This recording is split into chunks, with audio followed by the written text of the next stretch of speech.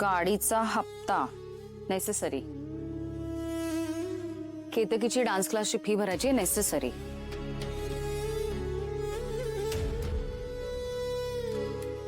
ऐक ना आनंद, मुलांची शाळेची पिकनिक आहे बरं का? यावेळी नाही गेले दोघं तर नाही चालणार का? ए नाही मी नाही असं सांगू शकत त्यांना. पिकनिकला जायचं म्हणून महिनाभर छान वागतायत शहाण्यासारखे, आता त्यांच्याबरोबर चीटिंग केल्यासारखं होईल, त्यांचं मन मोडेल. नाही प्लीज प्लीज नेसेसरी. नेसेसरी. ऐक ना, शार्दूलचा वाढदिवस येतोय.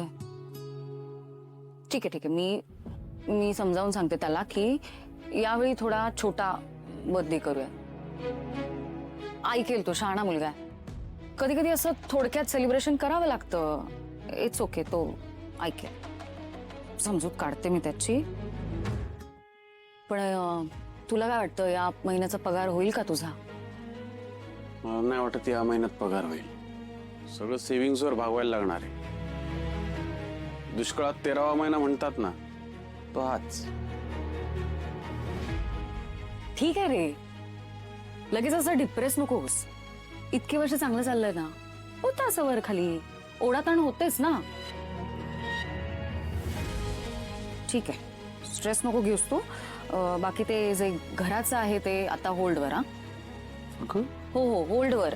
त्यांचा कॉल आला की त्यांना सांग की आता सध्या नाही आम्ही घेऊ शकत, प्रॉब्लेम आहे.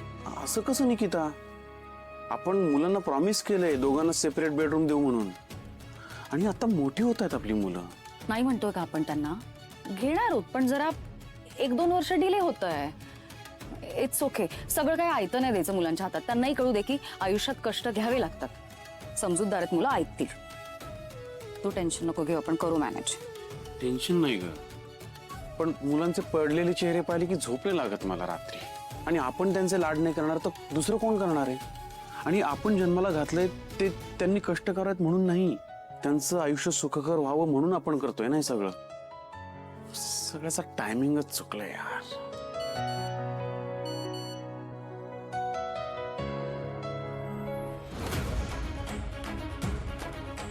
हे कसं काय झालं? आता काय झालं? माझी सॅलरी क्रेडिट झाली अकाउंट मध्ये. बरं आहेस ना? बघू. अरे हो रे, स्वानंदी. हे 100% स्वानंदीचंच काम आहे. Problem solver. सगळं नेसेसरी आता. मला वाटतं ना, तुम्हाला खूप मोठा धक्का बसला या सगळ्या प्रकाराचा, आणि त्या शॉक मधून तुम्ही अजून बाहेर पडलेला नाही आहात.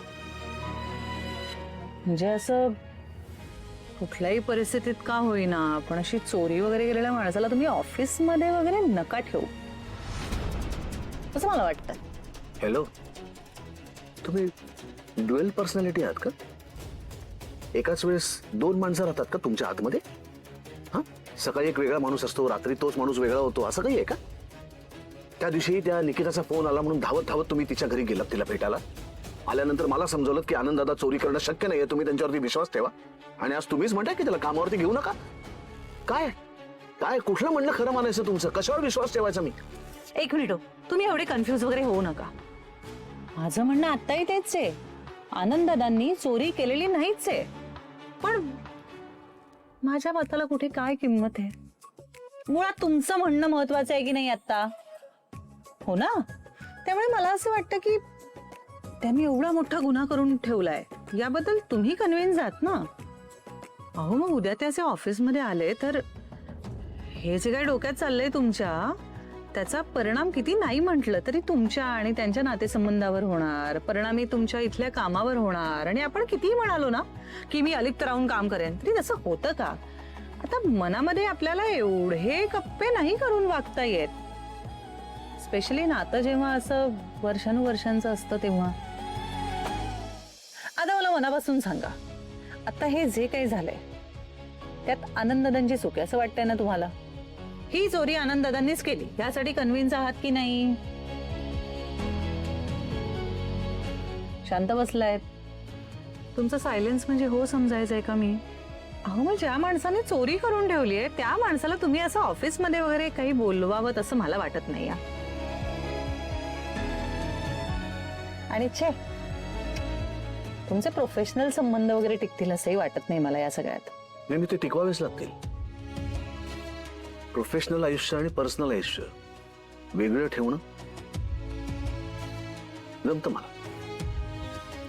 आनंदनी इथे यावं, ऑफिसमध्ये काम करावं प्रोफेशनली. या पलीकडे आमच्यात काही नातं मैत्रीचं वगैरे असणार नाही. मी त्याला माझ्या घरी बोलवणार नाही, मी त्याच्या घरी जाणार नाही. असंही त्याच्या बायकोने खूप ऐकवलं मला. फाड फाड फाड फाड बोलली माझ्याशी. निकिता ताई असं नाव आहे त्यांचं. तेच ते, जे काय असेल ते खूप बोलली मला त्याच्यावर.